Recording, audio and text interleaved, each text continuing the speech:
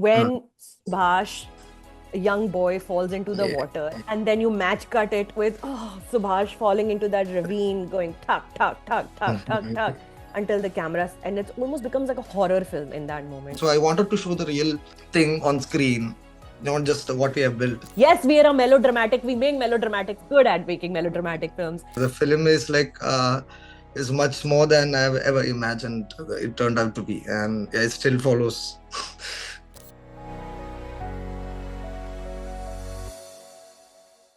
Hi, Chidambaram. Welcome to the Film Critics Guild. How are you?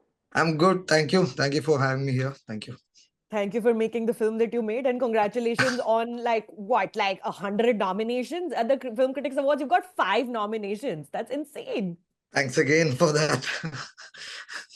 You know, I have to admit, I am quite ashamed to admit that I did not contribute to the film's box office collections when it first released, and I only came to the film a couple of months after. Okay. And I feel like that was my loss because I should have gone to the theater and watched it, but I watched it a couple of months later on streaming. But what a film. Like, congratulations, first of all, on this incredible year you've had with Manjummel Boys. Does it still feel like it is still giving you more? Or now you feel like you can move on to your next project? I've certainly moved on to my next project, but Manjummel is still following me, and what like the film is like is much more than I've ever imagined it turned out to be, and it still follows. Yeah, I mean, like it should. What stood out to me the most in your film is whenever I first get to know these boys, they are a nightmare. They're a menace. It's the exact group of people that I am terrified of when I go as a tourist anywhere, loud boys, Exactly. making trash and making noise. Yeah. How conscious were you to develop this dynamic that you wanted the viewers first to sort of dislike everybody and then you'll flip it on your head? Was that a conscious thing that you went for? Yeah, and also, it was a very conscious effort to like, if there is a board like no smoking, they would light up a cigarette, and there was like a board like no photography, they want like they'll post for a picture.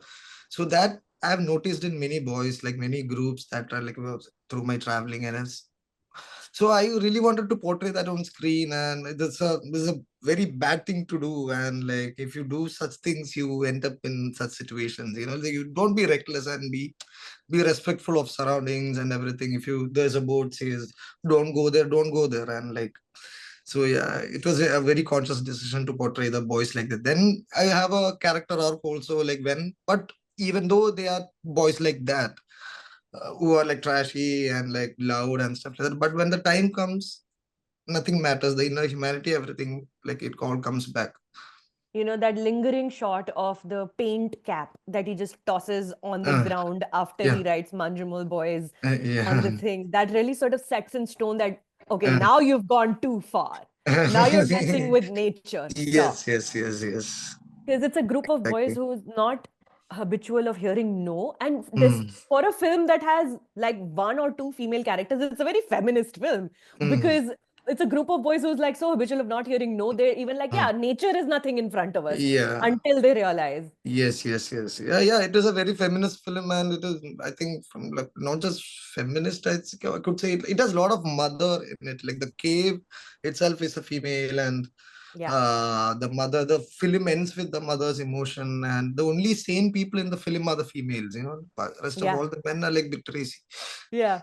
I'll come to that point in a minute. But Okay. first, I want to talk about my favorite, absolute favorite moment. And I think a Mm. lot of credit for that moment also goes to your cinematographer, who's Uh, also nominated, correct. Shyju Khalid. The Yes. match cut Uh, when Subhash, a young boy, falls into the yeah. water. Yeah. And then you match cut it with Subhash falling into that ravine, going tuck, tuck, tuck, tuck, tuck, tuck, until the cameras, and it almost becomes like a horror film in that moment. Yeah. Talk to me specifically about creating that moment with your cinematographer, Shahid Khalid. So this transition, I have like this is part of the script. This is nothing we have will improvise later. So my meta for that scene was like your childhood like traumas and like jumping into the unknown, and like Subhash, he's the kid who will climb the tree last, jump the wall last. Like he's a bit hesitant. He needs a push from his friends. So this fear of jumping into the unknown. And I think that's a very good point to cut and show the real fall, because I haven't shown the fall in the first half where he falls initially, because I wanted like nobody to know where he is for some Yeah. time. Yeah. Then there should be a point I should like really show the fall and show the gravity of the situation. So that's when I went back to the childhood. And why childhood is also because when Subhash fell and he went out of consciousness for like 45 minutes or like 1 hour something, and after he woke up, he doesn't even remember this trip episode. He doesn't even remember coming to Kodaikanal. He doesn't even remember where Mm. he's. He doesn't know where he Who's is. in front of him? Yeah. There is no, it's pitch black, freezing cold, and extreme pain, and he doesn't know where he is. So his mind opened up in his childhood, and he started blabbering things like "Amma, don't hit me" and stuff. So that inspired me to cut back to the childhood. Was any of that, like, did that come from the real story? Did that actually happen to this person? Like, did he Yes, wake yes, up yes. feeling like he was a child again? Yeah, exactly. This happened in the real story. His memory, so this he doesn't even remember. His friends who were like listening to all these things he was blabbering, he was saying Oh. that he was telling Amma, let me go play and don't hit me and stuff like that. And brother has gone swimming and stuff like that. So that's why I chose childhood. And childhood, like, it also seals the bond between the boys. Like they have been like together for a while and they know each other, and a lot of things are unspoken, but yet it is under there. So yeah. For the Mm, audience that's watching us that is still discovering Manjummel Boys on mm, streaming platforms, take my word for this. Please mm, watch out for this particular match cut that I'm talking yeah. about, jumping in the water and Mm, falling in the ravine. It's stunning. yeah. My other favorite moment, Chidambaram, is when you realize that all the men now pulling Mm, the two boys up are all the friends. They're all, it's a, yeah. like, obviously there's a foreshadowing in the beginning of them Mm, pulling the mm, rope, and then mm. the same Yeah. shot reappears Yeah. later. Yeah. So you are this is a powerful critique of like institutional failure, of systemic Mm, failure, that people mm, are looking out for themselves alone. There's no one looking out for you. Was yeah. that intentional, or were you just trying to be like, look how strong their friendship is? Or is it both? It is both, and I was very fortunate that like the real story had everything. Like, well, I didn't have to like invent this arc and everything. Everything was like in place. Like, and I just had like put it. For me, the whole imagery was like it's a womb, and all the boys are in one code, and like it's like an umbilical cord like pulling him out of the womb. So I wanted everyone in this one rope. Rope has a lot of metas, like it connects Ranabandhana and like a lot of things.